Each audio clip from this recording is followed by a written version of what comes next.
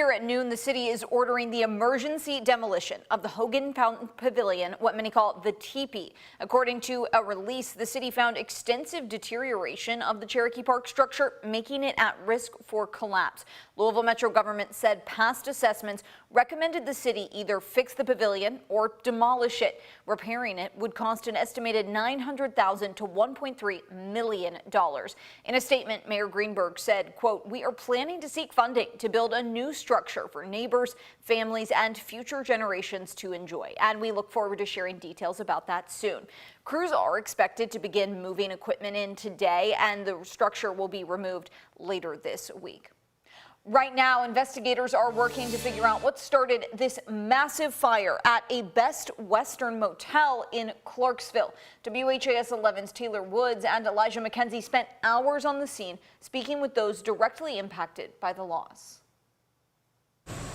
Dark billowing clouds of smoke and flames. That's what several witnesses and hotel guests woke up to at the Clarksville Best Western around 10:40 Sunday morning. Originally, it wasn't that much smoke at first. The fire took over very quickly, very fast. Kim Husan was in her car at another hotel building. Her sister ran out of their room to tell her about the fire. We were pounding on doors and windows to wake others up. When Clarksville fire crews arrived on scene, they located a structure fire in the inside of a room. It then spread throughout the attic, causing this massive fire in one of the buildings. It was already had taken engulfed the entire building, from us running from one end of the building to the opposite end of the building. Jeffersonville and New Albany fire departments were called for more assistance. We talked to hotel employees off camera who say one part of this hotel is newly remodeled. Clarksville fire crews say this fire is still an ongoing investigation as they work to figure out how it started. I do know they had an alarm system, or they had smoke alarms in each individual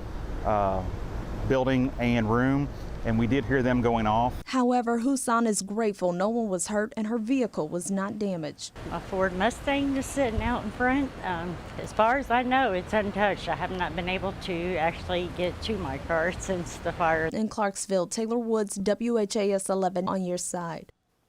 Clarksville fire crews say the state fire marshal, ATF, and Clarksville Police Department will be coming out to further investigate. We're going to turn now to concerns of facing Norton Healthcare. Outlined in a recent lawsuit, parents of a young boy claim he was taken off life-sustaining treatment at Norton Children's while he was still fully conscious. Sally and Christopher McCullum say their 8-year-old son waited for a new heart at Norton Children's for more than a year. He was kept alive through a heart device and a ventilator. The suit claims in April, Norton told their family their son was no longer eligible for a heart and it would stop the life-saving measures. The McCullums say they never agreed to that, and the day their son passed, he was awake and alert. The suit claims he was taken off life-sustaining treatment with no doctors present.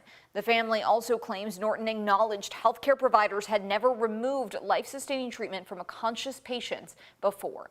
WHAS11 reached out to Norton for comment. A spokesperson said in part, quote, "Our clinical teams meet with families regularly to review care plans and medical options, and we work to maintain an open dialogue. Our priority is to provide quality care to all those we serve. Unfortunately, not every medical intervention is successful." That statement goes on to say because of privacy laws, they cannot discuss specifics on individual patients.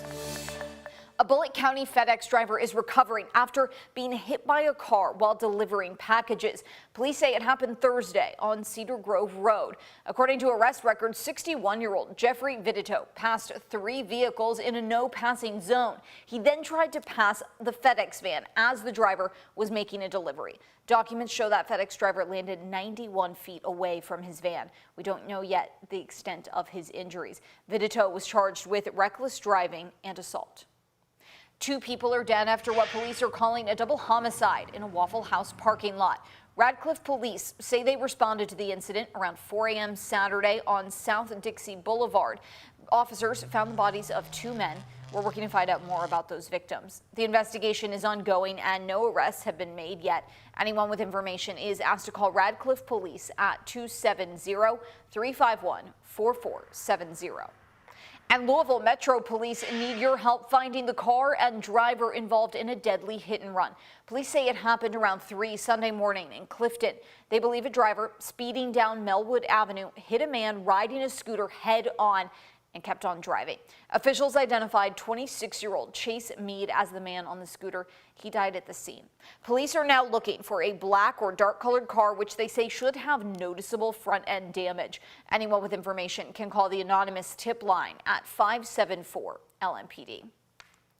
A possible strike in southern Indiana has been averted for now. Yellow Corporation freight truck drivers with the Teamsters Union are fighting the company for their benefits. As of last night, the drivers will not go on strike after some of their demands have been met.